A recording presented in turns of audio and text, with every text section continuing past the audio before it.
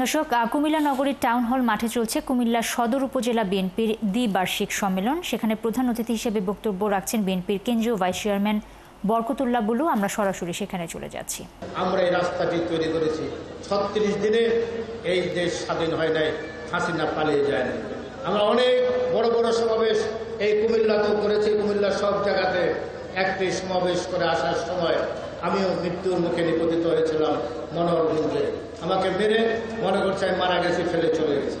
অতএব এই যে নির্যাতন, আমি নিজের কথা নিজে বলা ভালো না, যে 25 তারিখে কোর্টের একটি ছেলেকে একটি মা বলছেন নো টেনশন, এগিয়ে যাও, হাত করা অবস্থায়।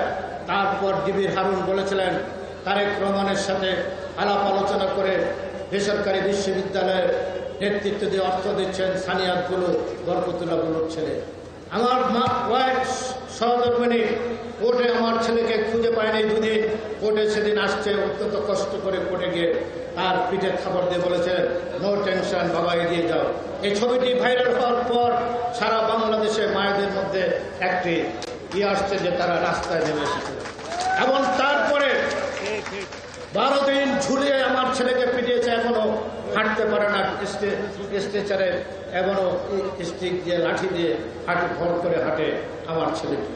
অতএব বিএনপির সকল রাজনীতির সকল কর্মটি রাস্তাটি আমরা তৈরি করেছি।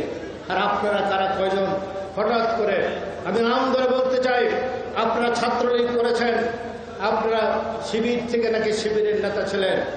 10টি বছর কিভাবে একজন নেতা ছাত্রলীগের শেখ হাসিনাকে মা বলে, শেখ মুজিবকে বাবা বলে, আপনারা ফলের ভিপি হয়েছেন বা সমস্ত কিছু মাংস, মাছ, মাংস, কাচ্চি, বিরিয়ানি, মিষ্টি, পোলাও, অর্থ সব খেয়ে এখন আপনারা বলছেন আপনারা নাকি শিবিরের নেতা, আপনারা নাকি শেখ মুজিবের কবর ভেঙে দেবেন, আপনারা জিয়া রহমানের মাজার উঠিয়ে দেবেন, আপনারা নাকি বাংলাদেশের নতুন সৃষ্টি করবেন, আরেকটি সংবিধান রচনা করবেন। আমি সুস্পষ্ট বলতে চাই, যারা সেকেন্ড রিপাবলিকের কথা বলেন তারা বাংলাদেশের বন্ধু নয়, বাংলাদেশের স্বাধীনতার সার্বভৌমত্বের বন্ধু।